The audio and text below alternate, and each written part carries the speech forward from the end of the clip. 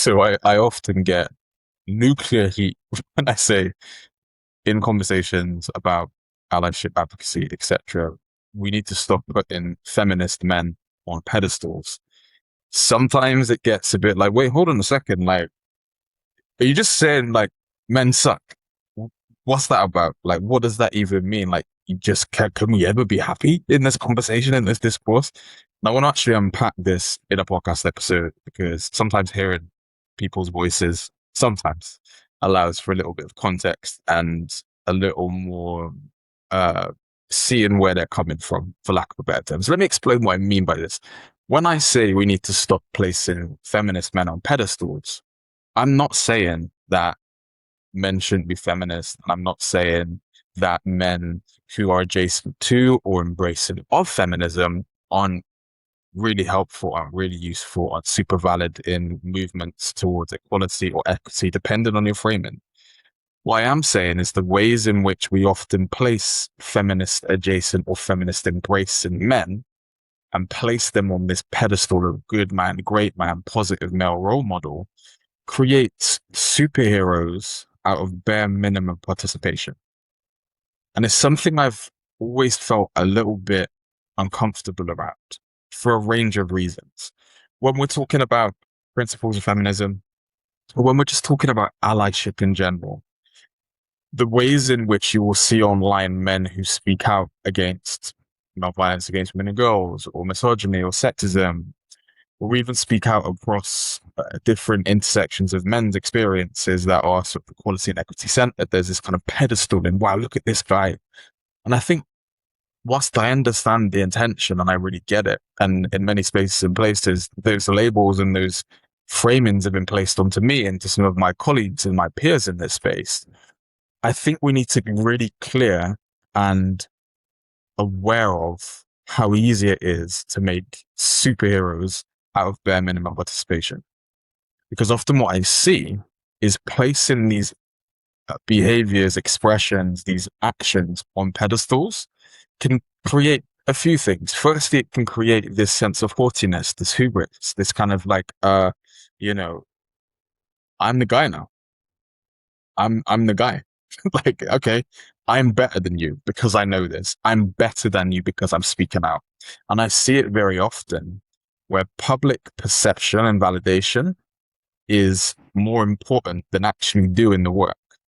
And sometimes being placed in those pedestals or on those pedestals can create this sense of like, yeah, I'm the guy. And I can use what I think I know. I can use my sense of superiority to talk down to others, to make others feel bad, not to approach them with the intention of helping them to think about their positionality, what ideas they hold and why they're important to them, why they think in a particular way, not from a position of curiosity, but from a position of haughty condemnation. You don't know this, I do, therefore I am better than you.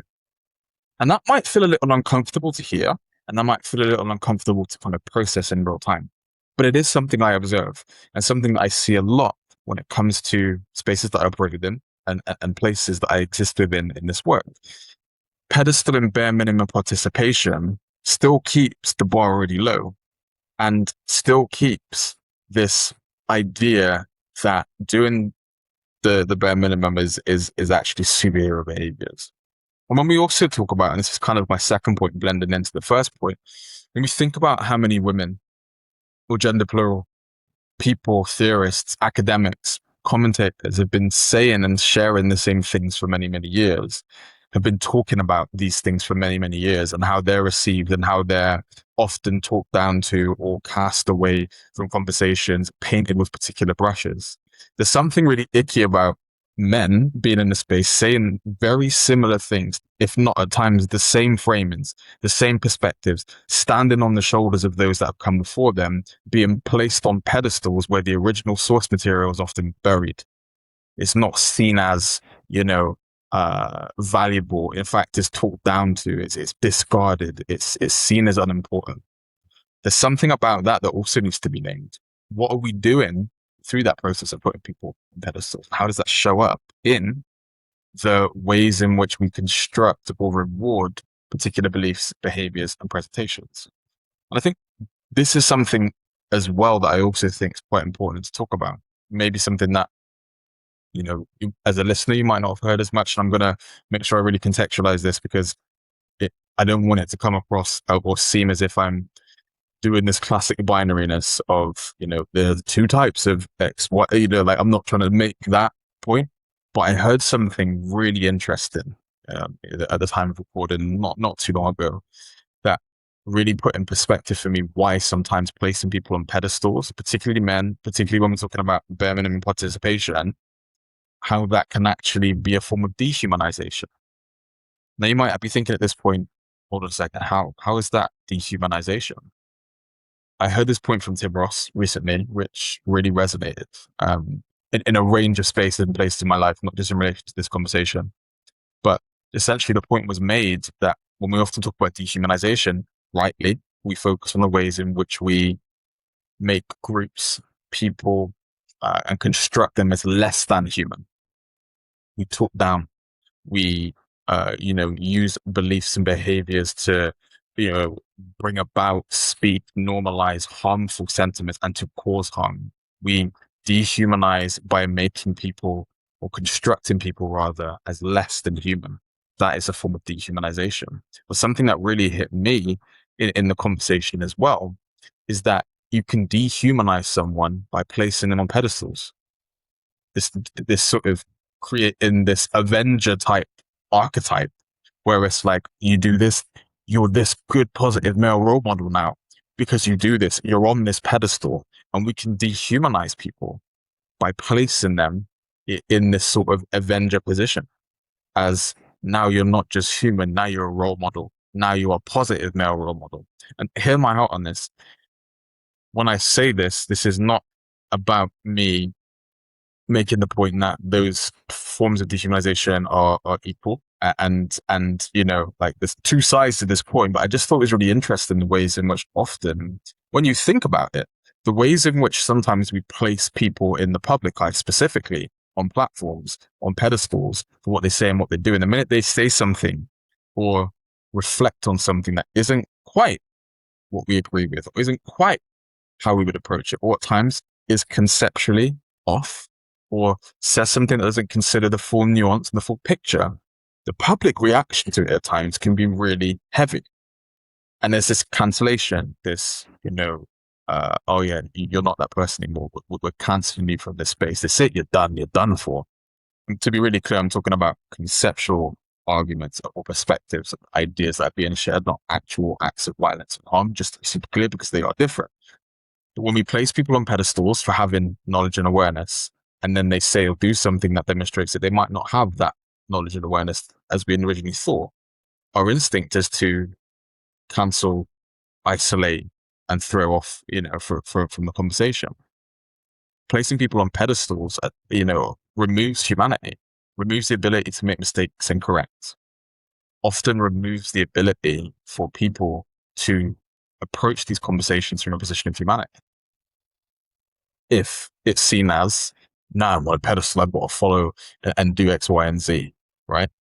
As humans, we should be able to recognize that just because the world at times, or the feed, or the algorithm, or the social media echo chamber that we're in places us on pedestals, doesn't mean now that we are void of the ability to not only make mistakes, but to be challenged and corrected.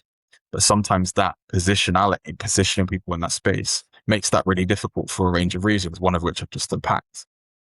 My point is this. We need men who are quote unquote allies, who are down to explore their own proximity to ideas of masculinity and their own proximity to harm cultures. We need that. That's really useful. It's really, really helpful in the conversations that we're having in supporting women and gender plural people, theorists, people in our lives that are having these conversations. We need men to take that posture up, to be critically exploring their ideas of who they are as men, but also where those ideas come from. We need men curiously exploring feminism, not looking at feminism from the perspective of their specific digital echo chamber, but actually spending time to really look and think about and trace the history and think about what feminism actually stands for. We need that. We absolutely do. But for me, and this is something that I've always maintained and tried to keep calibrated in the work that I do, it doesn't require us as men to be placed on pedestals. We can do this in the background. we don't need the public facing, or we shouldn't rather need the public facing acknowledgement to continue doing the work that we're doing. We shouldn't need the label of good man or excellent man or knowledgeable man to do the work that we do. It should be something that we're comfortable to do in the background, because that for me is what this work entails. It's not about the personal labels or benefits, for lack of a better term, that can be applied to us. It's not about what we can get from it. It's about how we serve the communities that we're a part of. It's how we serve the spaces that we live within and the people that we exist alongside. It's not about personal acknowledgement. It's about communal calibration, communal understanding. And sometimes when we place people on pedestals, what we do is we create idols, for lack of a better term, where, we look to these people for the answers, or we revere these people as the voices of the moment, when actually what that can do is create that pride, but also can really make it difficult for those ideas and perspectives to be challenged. If the posture isn't, no, I can absolutely challenge and absolutely take things to the chin. And that doesn't mean that I'm less of, valuable in the space. It means that I'm constantly adapting and evolving to the spaces and places that I'm a part of. So that's what I mean when I say we don't need to place, and we shouldn't be placing feminist men in pedestals. Because when we do that, there's a range of things we need to consider and a range of things we need to be aware of, not in terms of like personal participation, but also the wider messaging that we might not consider in relation to these conversations that we're having. So I just wanted to share that with you.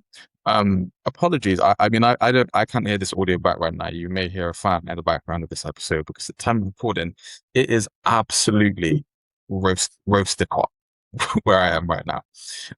So if you can't hear the fan, apologies. I will try and minimize it down as much as I can in the edit. You may not even hear it, and if you can, that's amazing. But just in case you're anything like me and you pick up on sounds and things like this, apologies. But otherwise, yeah, this episode would have been even shorter than it is right now.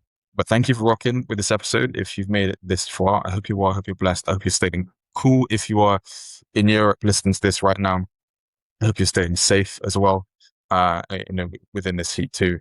And I hope that you enjoyed this episode. And if you did, there's some things that you want to think about, some things that you want to sort of reflect on, even episodes you want to see from me in the future. Do let me know, because I'm always interested in how I can provide ideas and perspectives from my perspective in relation to spaces and places that this podcast talks about. So thank you so much for tuning in. Stay well, stay safe, stay blessed, and I will see you all very, very soon.